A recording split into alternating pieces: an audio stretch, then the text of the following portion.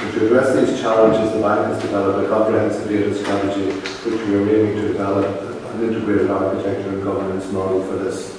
At least as an institution, the challenges are not as daunting as they are for the public service, but I should say that this strategy will take a number of years and a very significant financial investment to implement. We fully subscribe to the idea that data is a public good. Good quality data supporting high-level analysis is, after all, the lifeblood of good decision-making. One of the lessons of the crisis is the need for good data, timely and good reliable statistics. And just the recent central bank macro-prudential rules provide a good example of policy which was developed, tested and supported by analysis and a detailed granular data set. And the Governor has publicly stated that any change or recalibration to the rules will need to be based both on high quality analysis and on a very high evidence threshold. My comments today will focus largely on the data available in the bank and how this might contribute to enhancing the data infrastructure in Ireland.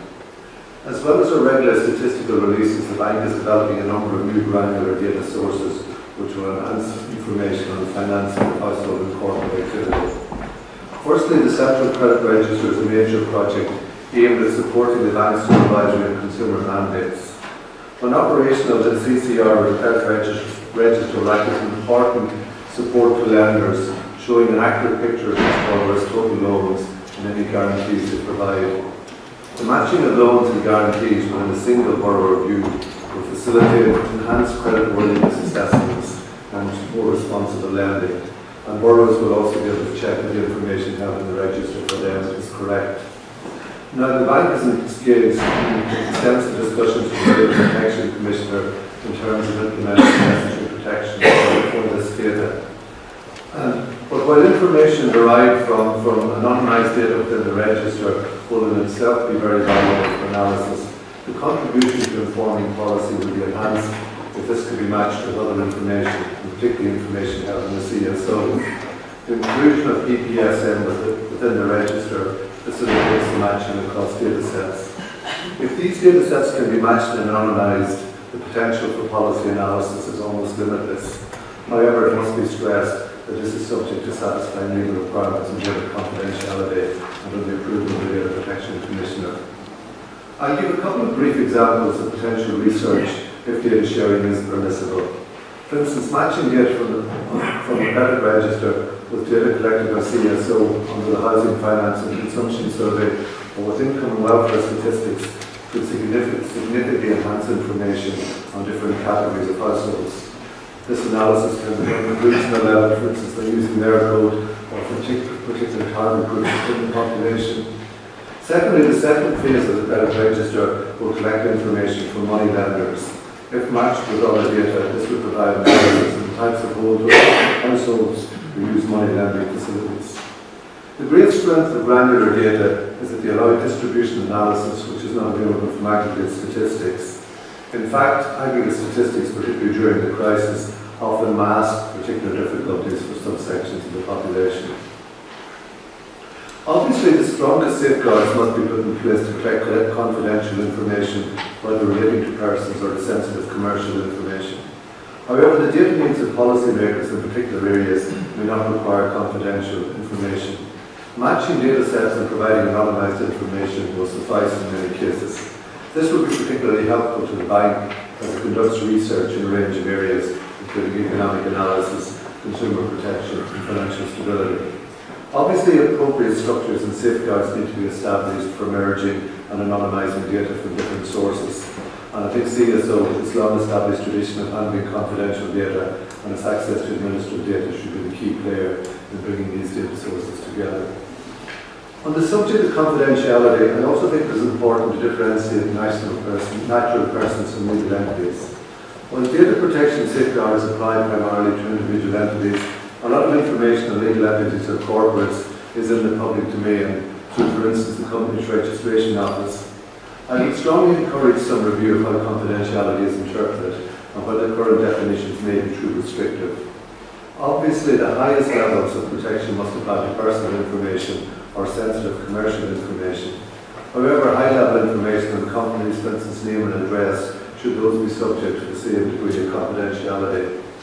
The development of a register of companies, a bill I'd like to suggest to the public, and not just to public entities, would be hugely beneficial for a number of policy areas and is an absolutely fundamental first step in developing a national data infrastructure.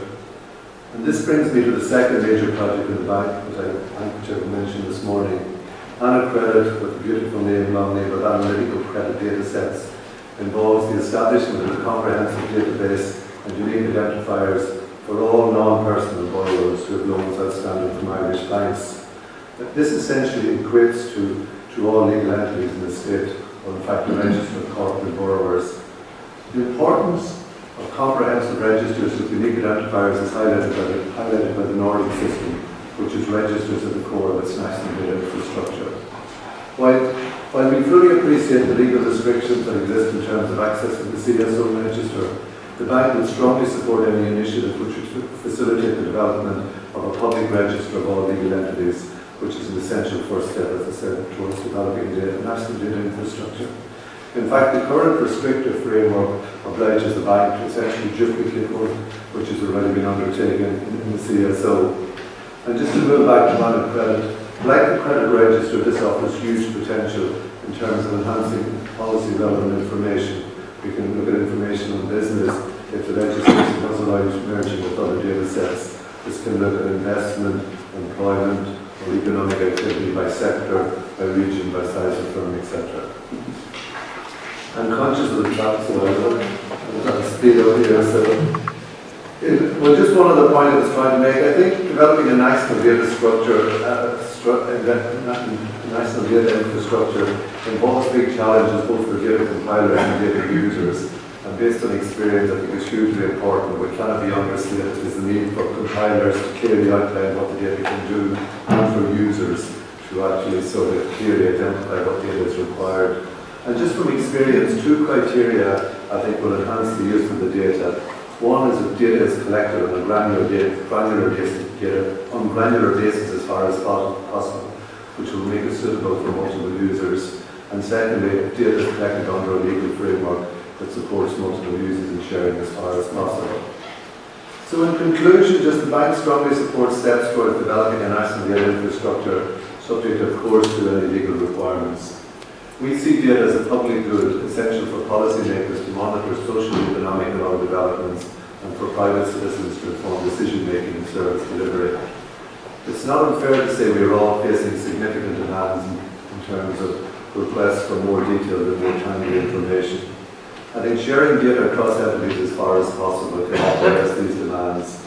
However, the challenges in developing the necessary infrastructure and the legal framework to support data sharing are formidable.